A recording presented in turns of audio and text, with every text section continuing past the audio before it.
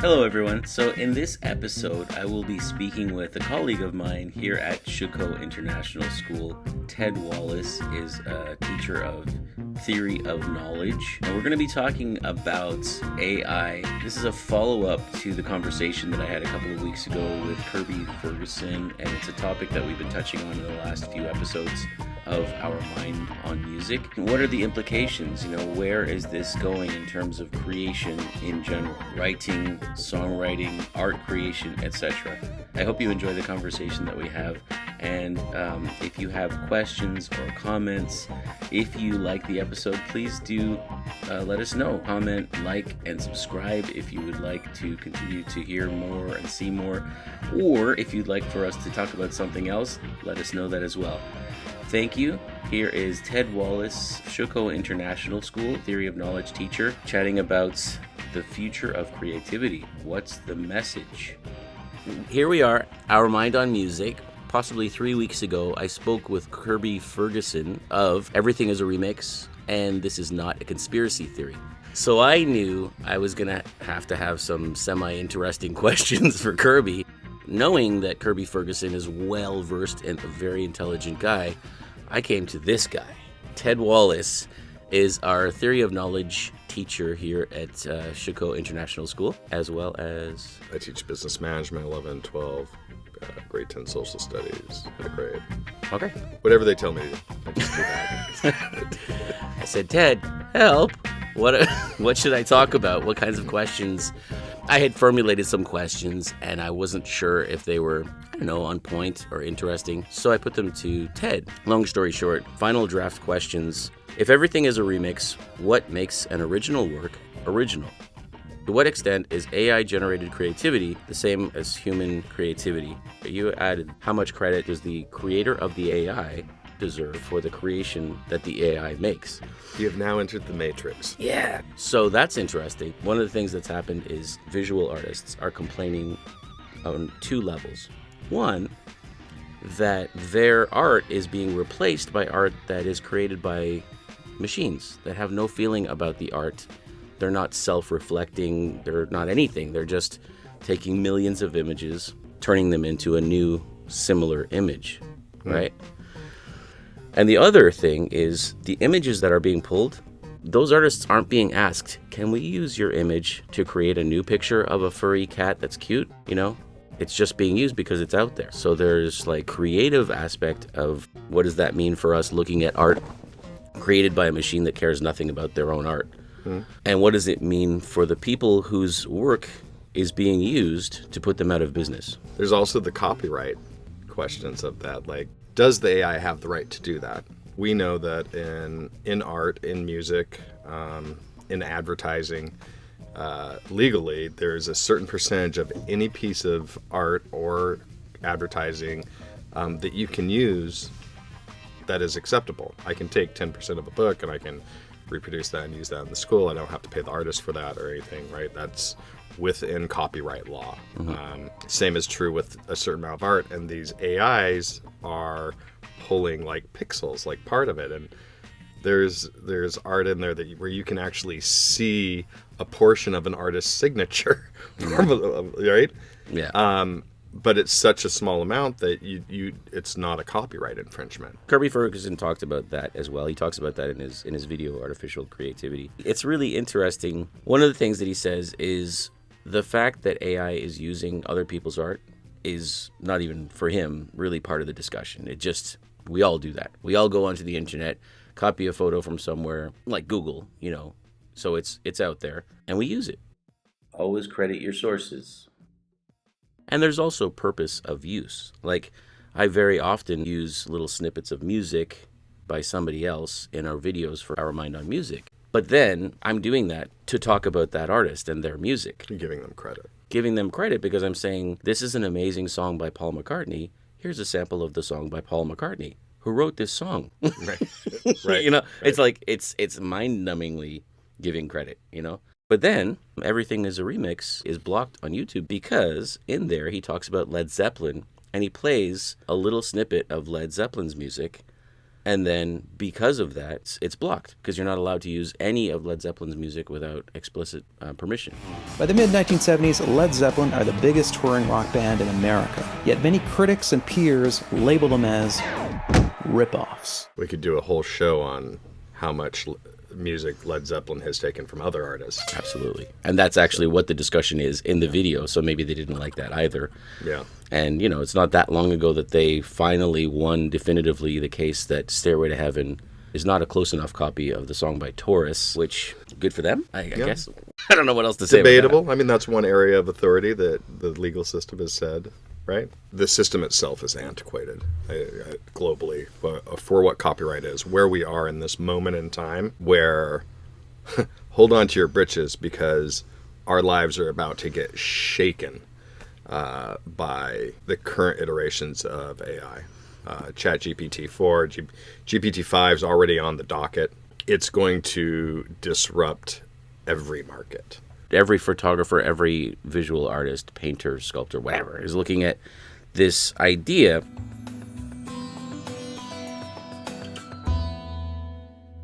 And there is a website where you can go, haveibeentrained.com. You can go onto that site and see if AI has used your work as source for millions of different things, you know, billions, I don't know. That's one of the steps, is just for an artist to know if they've been used for a training set or not, right? Mm-hmm. And then what you were just saying is like the copyright law is just not caught up with it at this point. And one of the things is, Kirby Ferguson was saying, just somebody please go out and create a website where you can put your art, your photographs, your drawings, whatever, and say, I am, by placing this here, giving you permission to use this for training sets, right? Lots of people, I think, would be of the mind that, yeah, if we're going to push that world forward, sure, here, use my stuff. And then there are going to be the people who don't put their art there, and they're safe. Because then copyright law would have to catch up with that and say you can only use for training set purposes. We have something like that, though. I mean, not exactly, but I mean, that's essentially what Creative Commons is. Okay, yes. Right? I mean, it's Kirby's taking it to the next level, I think, by saying, like, we're explicitly denoting this space to be acceptable for AI training, right? And currently in the iterations of AI, they're only opening certain segments of the net, so to speak, to train that AI because it's scary. Like, because an AI is learning 24 hours a day.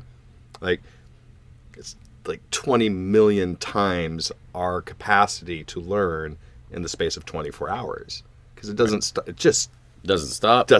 And the processing time, and it doesn't have the burden of having to think about whether its art is good or not. Because if I were able to create 1 million songs a day, right, I wouldn't be that worried about whether song number 858,000 was good. Have you done that? Have you created a song using ChatGPT? Yes. Yes, but I did too. I did the experiment that lots of people are doing. I put in, okay, I want epic, heavy metal influence, classical style, da-da-da-da, and they pumped out a song. I was actually trying to see what, for one of our episodes, I interviewed this singer-songwriter who said that he's heavily influenced by Yes, Rush, and Parliament Funkadelic.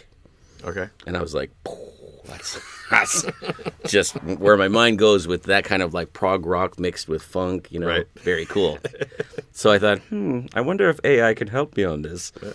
So I plugged it in, and it just sounded like every Jeep commercial where they're driving up a mountain.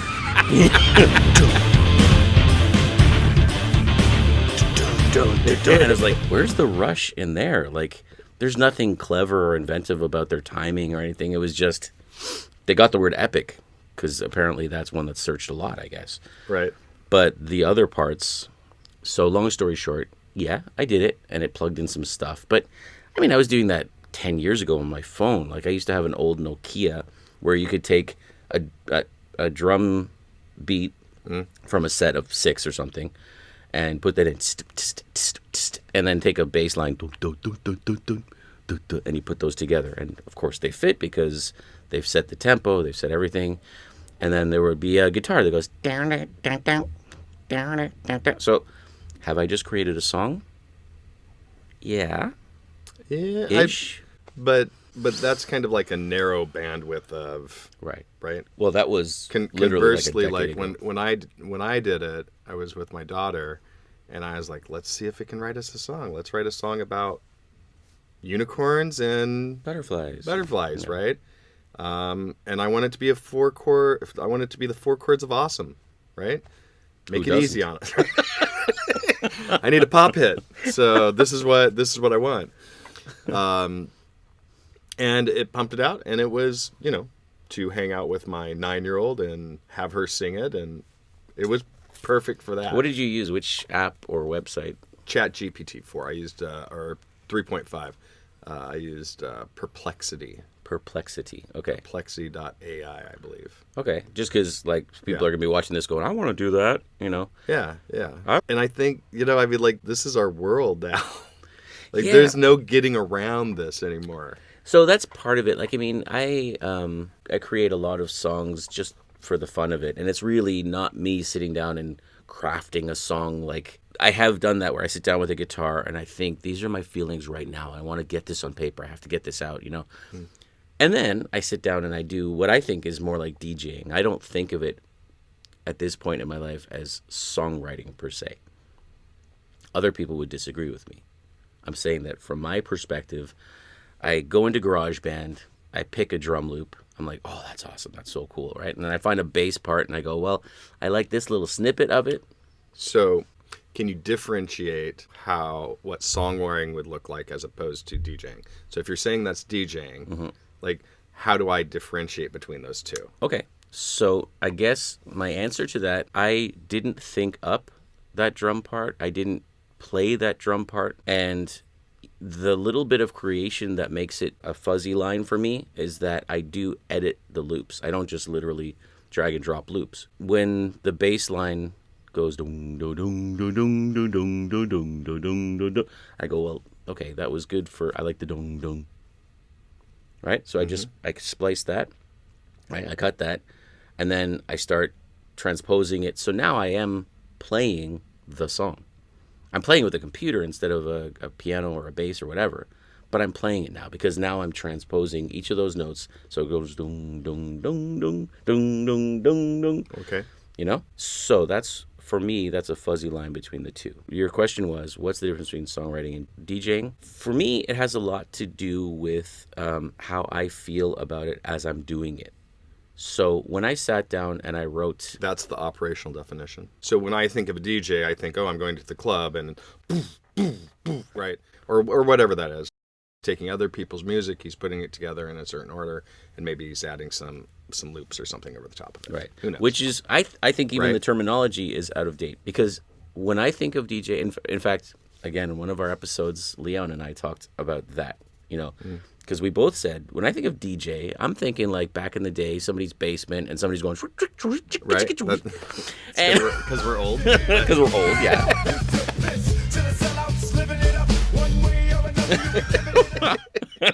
High five!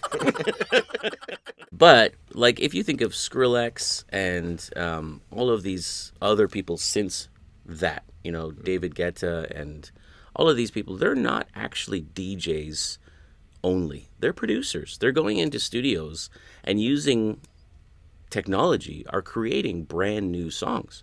Skrillex and Diplo wrote the song Where Are You Now with Justin Bieber.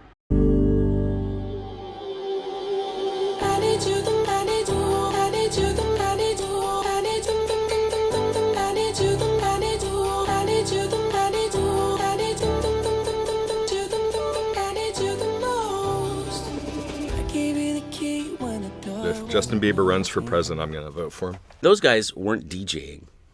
They are DJs.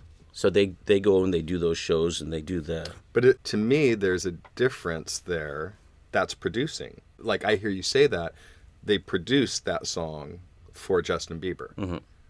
They didn't DJ it for him. That's what I'm saying. Right? So they are DJs, but in this example that I'm using, they were doing more than DJing. They were producing a new song. They were taking sounds, using synthesizers, using samples from other people, using lots of different new tools to create something new. Sure. But again, like that distinguishing point of like, what's the difference between a DJ as opposed to a producer as opposed to a songwriter? Okay. You know? So I think in that example, they were all three. Okay.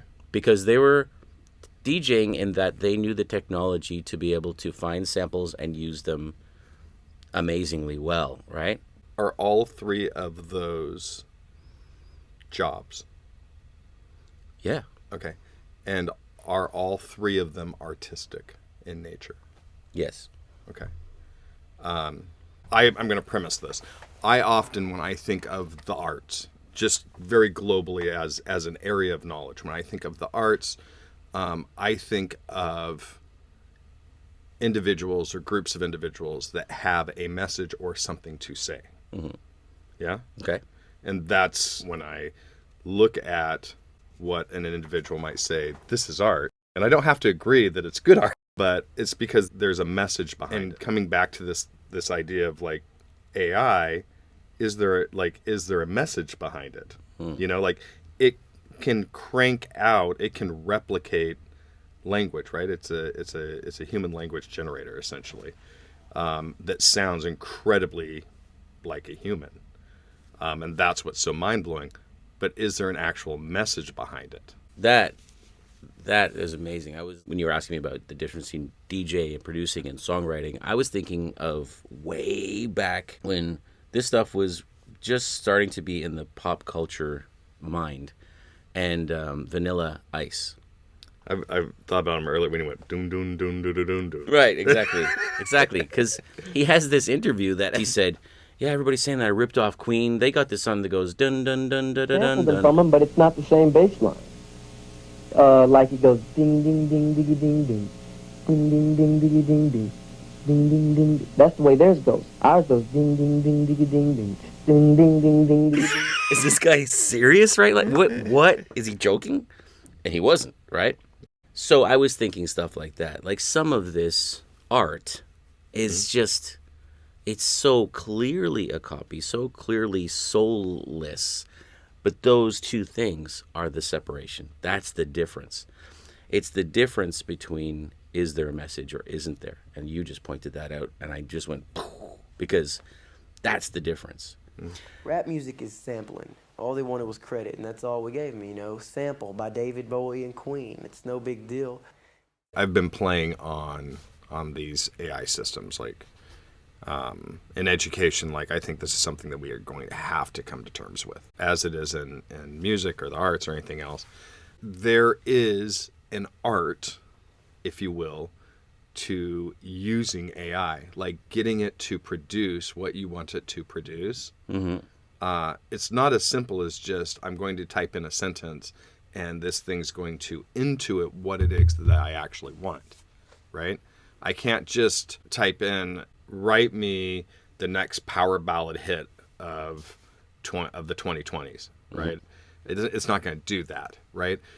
But you can use it in such a way. Same for producing, say, essays or lesson plans or whatever it is that you want to use it for. There's a process. Do you see I'm speaking Canadian there? I heard that, yeah. Thank you. Because I hang around so many Canadians. I'm going to get back to the U.S. They'll be like, what's wrong with you? What word did you say? What was that? Anyways, there's a process that goes on where you have to continue to, it's like prompt engineering. That's actually a very nice way to frame it out.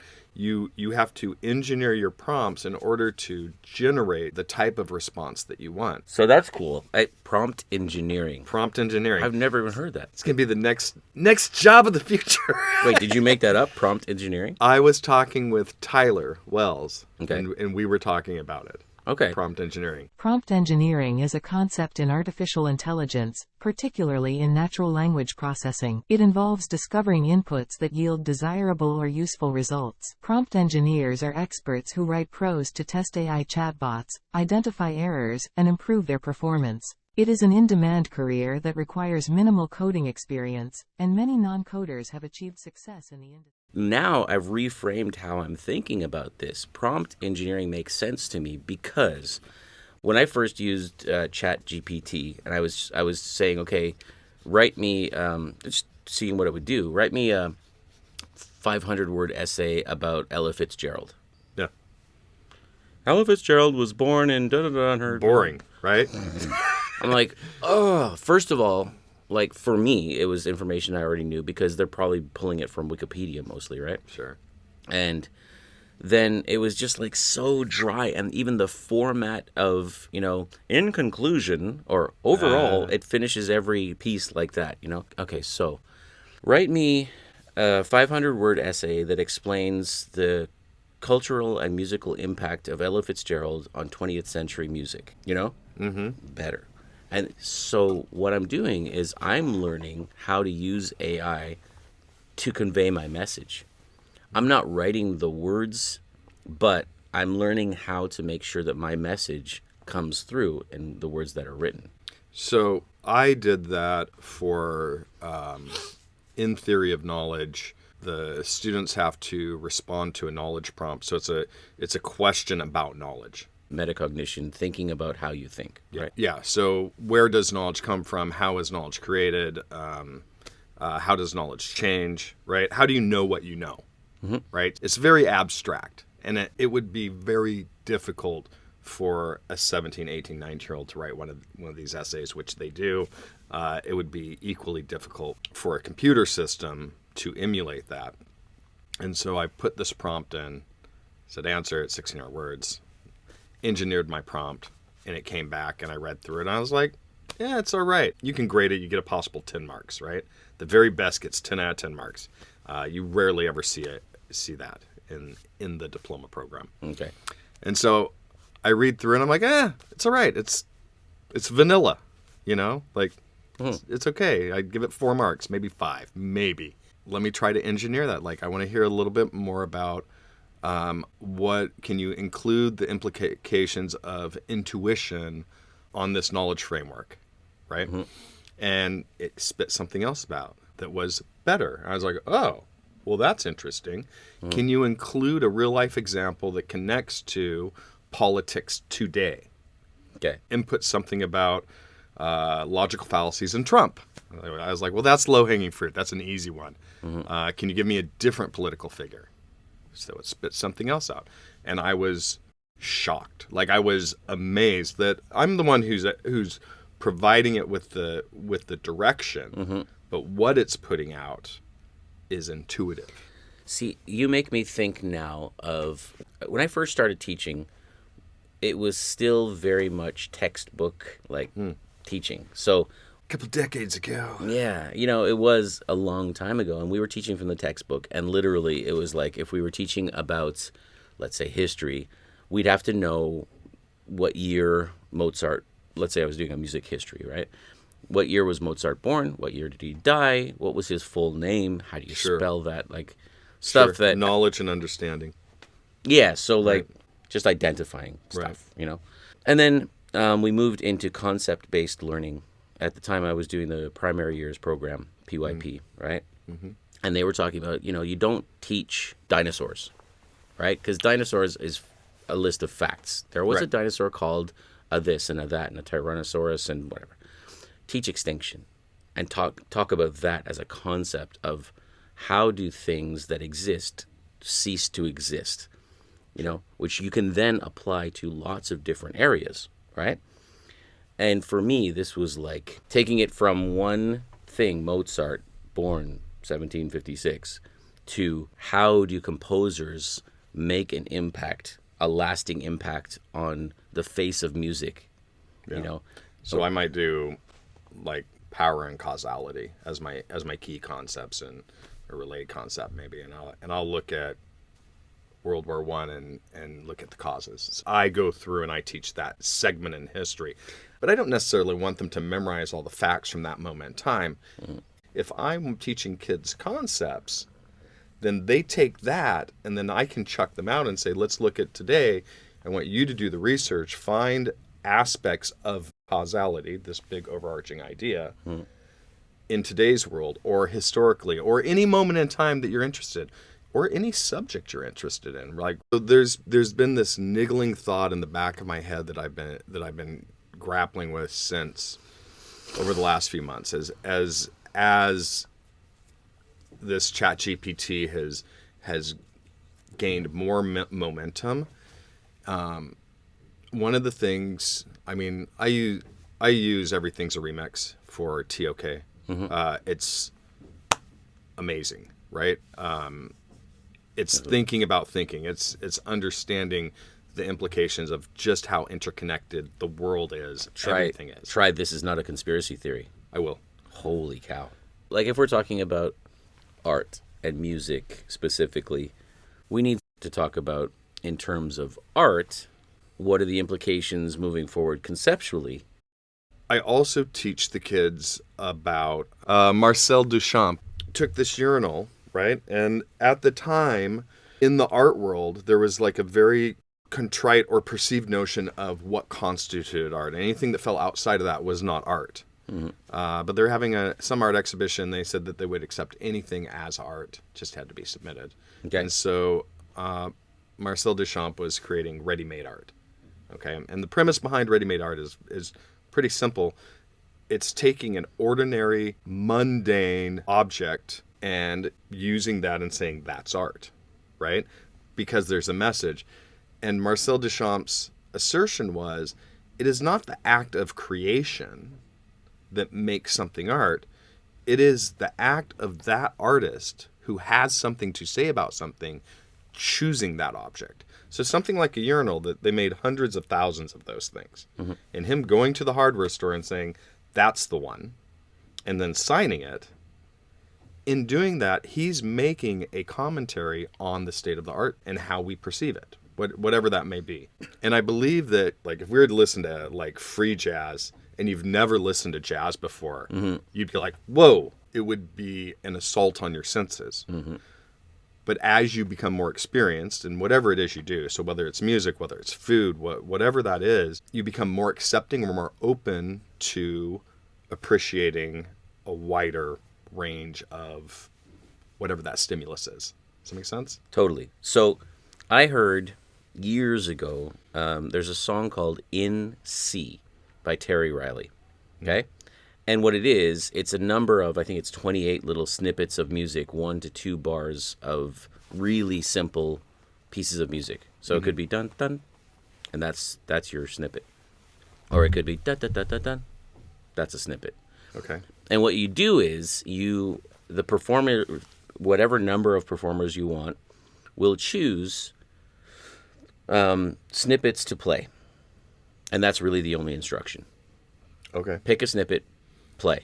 Change when you want. Change to a new snippet, you know? I think it was 1964 he wrote this.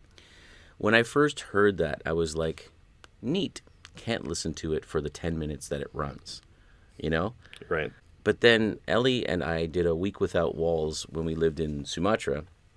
We went to Yogyakarta on Java, I guess it is the island. I can't remember. Yeah. Yogyakarta.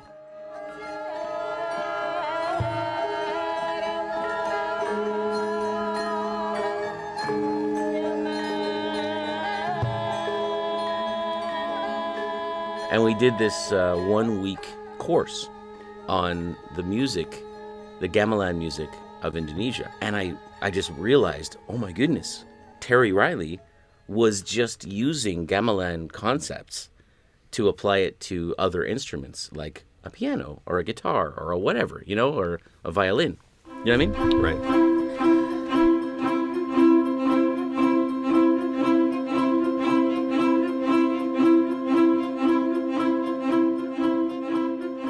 I already thought it was neat, you know, but I didn't actually get it. I didn't understand the message, to use your point that you're making here about the importance of the message. Yeah. Because the idea of gamelan is it's very communal. Okay. You really technically can't make gamelan music, and if I'm wrong, correct me, world, but technically I would say you can't make gamelan music by yourself. Okay. You know? It's like a Chinese meal. You know, you get rice and you get sweet and sour pork, right? But if you ordered all the variety of things that you wanted, that's all going to come in large bowls. It's really strange to eat all that by yourself, or you have a really big appetite. But really, the concept of the way the food is served is that it's for a group of people to share together. Okay, so I'm going to connect that. Okay. And I'm going to connect it to John Cage. Okay. who you know is my favorite. I was just going to say, I knew you were going to go You there. knew I'd go there. Like, I have to go there. Just for the record, this is episode 24. I've kept John Cage out of this until now. Till this moment right here. And now, a performance of John Cage's 433. Please welcome our soloist, William Marks.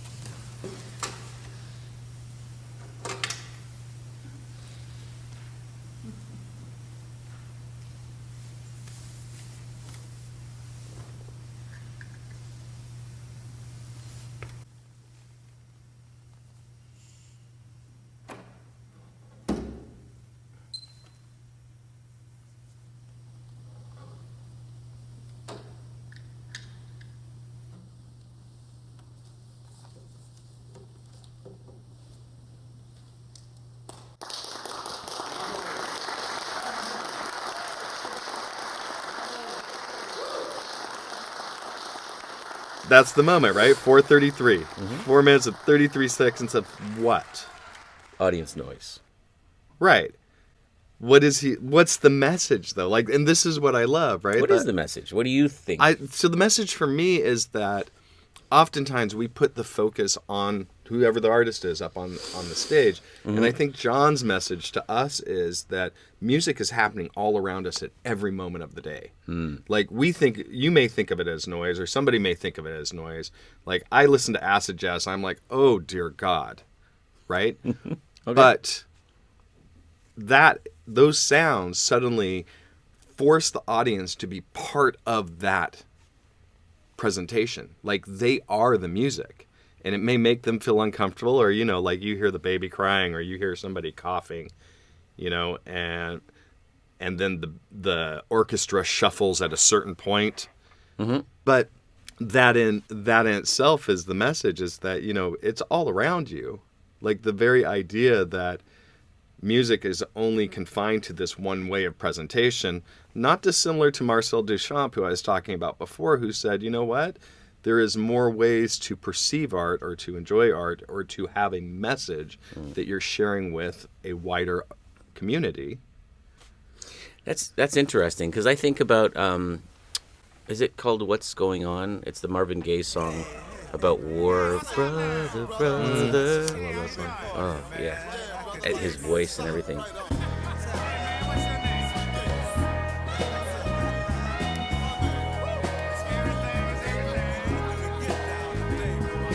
Mother, mother, there's too many of you crying.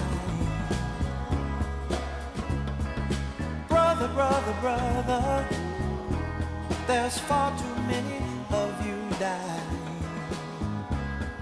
You know we've got to find a way to bring some loving here today. Yeah. Father, Father. People recording music at that time were going through this concept of including the audience. Like, somebody had made the statement that, studio recordings are so dry and sterile, it loses so much of the aspect of the live performance, where you have the audience noise included, you have the clapping at the end, and people singing along. And to make that point, they have a studio full of people talking, and they fade that out, and then as you get into the song, that disappears. So maybe that was for radio play purposes. They thought nobody's going to listen to the 3.5 minute song with people saying what's happening in the background, What's happening? So that was the concept, is that they wanted to include the audience in that moment, right? And just enough so that it was something that people could understand, get the message, and then move on into this beautiful song with this really deep, meaningful message and beautiful voice, etc. Okay, so let's go back a decade, right? Okay. You can probably go a little bit further than that. We can get into, like, Elvis and the advent of the television, right? You'd have these musicians on a lot of variety shows. Variety show. Oh, yeah. Does anyone even know what that is anymore? Well, honestly, I've been reading about this. A lot of people are saying that podcasting will become the next sort of like iteration of that. Like the radio show has already been 100% like Casey Kasem, right? 100% reproduced in a modern style as a podcast. Sure. You can go on there, they'll play the song, they'll comment on the song, and that's the whole show. Everything's a remix. Everything's a remix. So that idea, though, is like, used to watch these musicians like Elvis on TV because that's the advent. Suddenly TV is ubiquitous. It's mainstream. The majority of people, at least in the United States and Canada, have a TV, right? And this is how people are getting their news. This is how they're finding out. I'm feeling so old because I'm thinking about the first time I saw somebody who had 2 TVs in their house. And we were like, dude, what does your dad do for a living? Right? Yeah.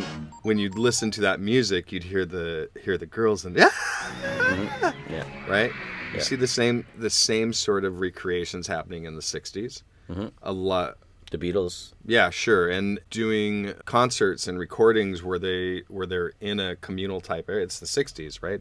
Everything's communal. Even before, like when you say that, I think you're thinking of like the hippie type stuff, right? Well, yes, obviously. But I Want to Hold Your Hand.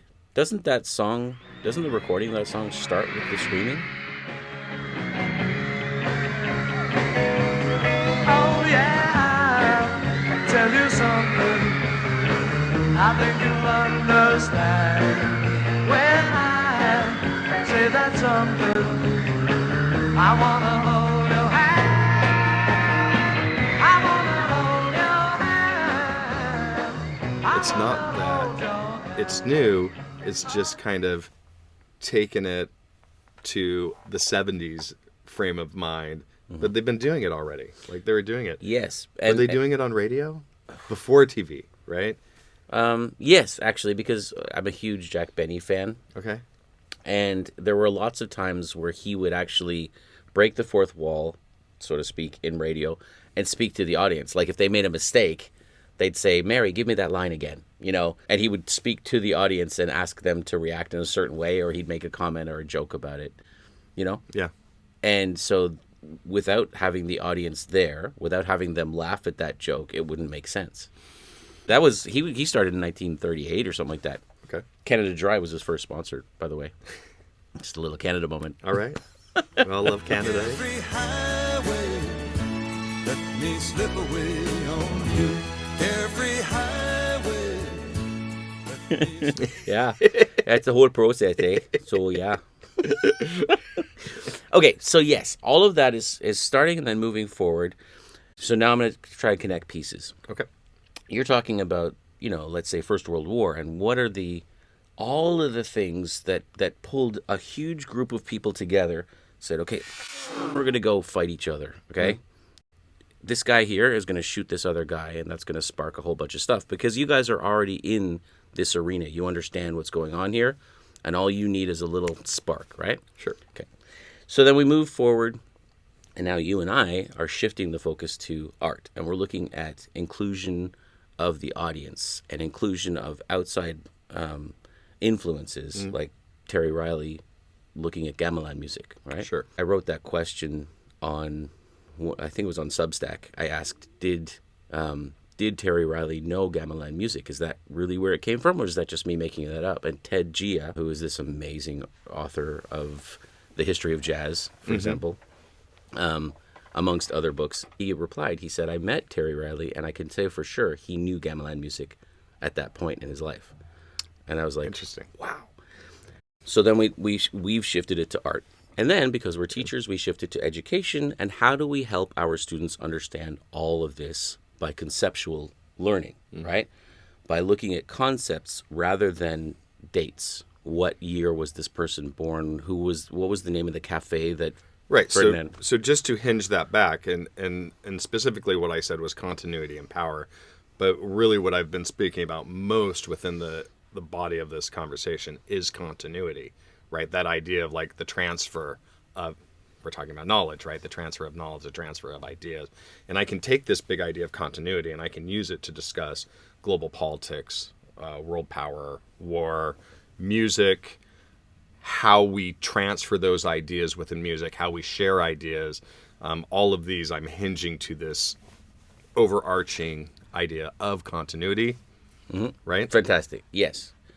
And so now as my teacher brain is saying, okay, how do I move forward understanding all of this, and how do I help my students understand that?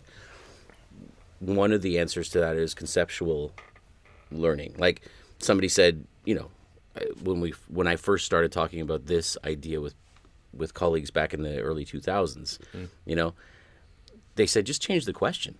Don't ask what year the guy was born. Ask what was his impact and why was that impact, why was that so important for the world? And the types of questions that is now built into what you teach. And I've said to you before, I think TOK is probably, moving forward in the world, the most important course that we teach at this school. And I'm not a TOK teacher, so, you know, like, I try to teach music with that in mind.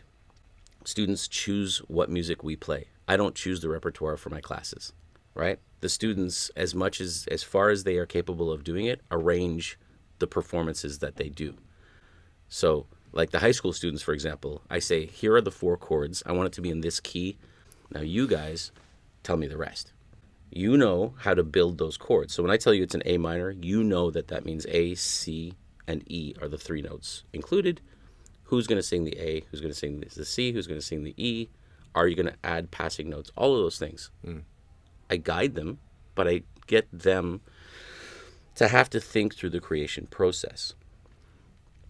It's maybe somebody would say, well, then you don't have a job. You know, no, that is the job. It's way harder than me sitting down, knowing what I know, and I just voice it. So you're a prompt engineer. Yes, I'm glad you brought that back. Thank you. That's so circling back. Leon would say that's circling back to the yeah. So coming full circle, and that is very much what we do with this AI is that engineering, right? Thank you. I feel like you're interviewing me, kind of. When I think about my profession, I often think, and this is true whether we're talking musicians, through my lens, that it's either a job, it's a profession, or it's a craft. And you get to choose how you want to approach what it is you do in life. And for me as a teacher, I want this to be a craft. I want to be an artist at what I do in the classroom. And the teachers that have had the biggest impact on me are really good at asking questions. Thought-provoking, on point, fantastic timing. Look, I got goosebumps. Wow, right? Literally, that's amazing. For me in the classroom, it is an active dialogue that occurs. I see my role in the classroom to go, okay, what's your evidence for that point of view? Can we consider how someone else might perceive that? You know, that's my job. Yeah. And so there we come back. Finally, we've been twisting and weaving and collecting, and we're back to AI. Yes. Because AI currently has none of that. Currently. Recognizing that, you know, I spoke with songwriter Gary Darnell Wortham, and he said something. He said, you know, you guys are talking about AI, but actually none of the real questions about this become a thing until it's AGI, artificial general intelligence, sure, which is that moment where AI becomes aware of itself. Yeah. That's right now we call it narrow or general AI, right? Okay. So like a broadband AI, right, that can think for itself and become self-aware. So that's one of the questions that comes up is, okay, so the Terminator, like machines take over. They did not load that up with Moravian's law. Robots will do no harm. He has 3 general. It's the ideas that it raises. There are people out there who are saying, no, this whole AI thing is leading towards the extinction of human race.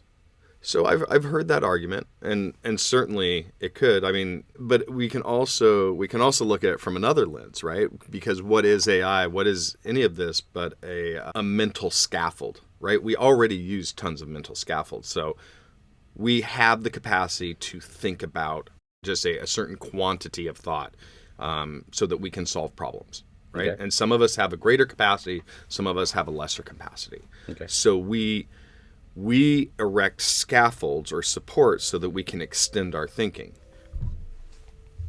We do it with our phones, we do it with our computers, we do it by writing notes. It's simply an extension. AI is very much an extension of that, right?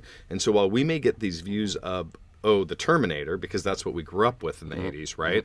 There's the other idea of thinking, like, think of it as wetware and hardware, right? What happens when we start to embed that?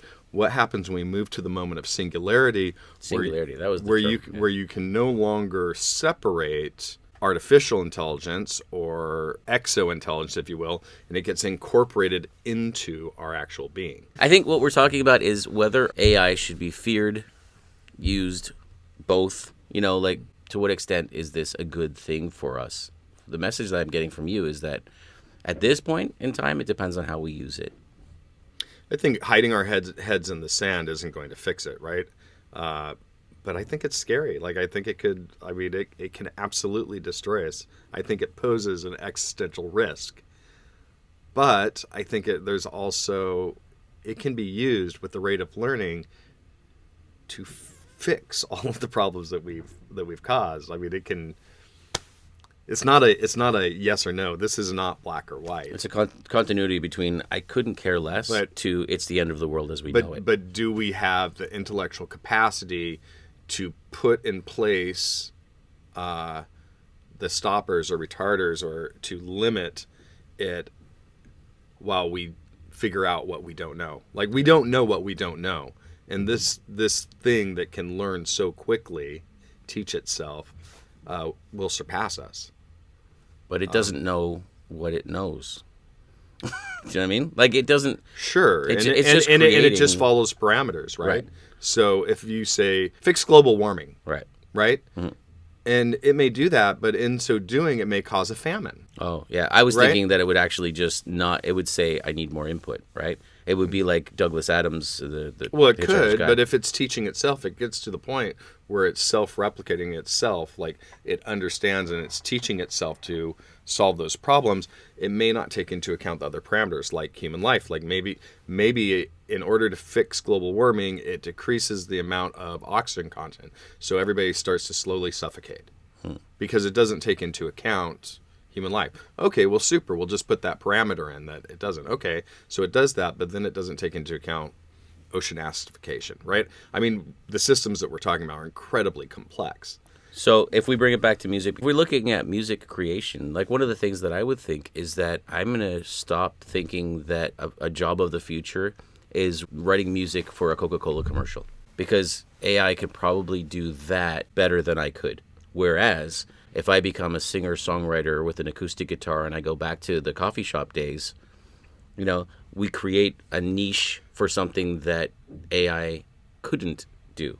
So AI could either lead to incredible inequity in the world, meaning how do we find purpose and ensure that people care for themselves, or it can turn into something that's more like Star Trek, like think how do we find purpose now that we have this thing that helps us do all the worky type stuff. Sure. Like, so what do you do in a society when scarcity is no longer an issue? You move into abundance, right? Economics is the study of scarcity, scarce resources, so on and so forth. But